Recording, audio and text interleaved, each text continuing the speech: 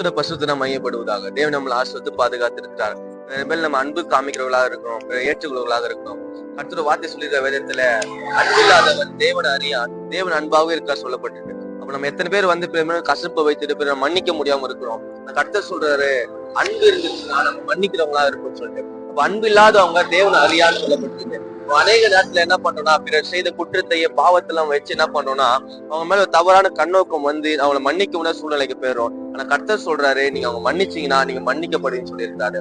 வந்து அன்பில்லாதவன் தேவன் அறியான், தேவன் அன்பாகவே இருக்கிறார். இயேசு அன்பாக இருந்ததுனாலதான் தன்னுடைய ஜீவனை சிலுவையில நமக்கென்று கொடுத்திருக்கிறாரு. அது போல் நம்மளும் வந்து நேசிக்கணும், அன்பா இருக்கணும். தப்பு செஞ்சாலும் அவங்களை மன்னிங்க.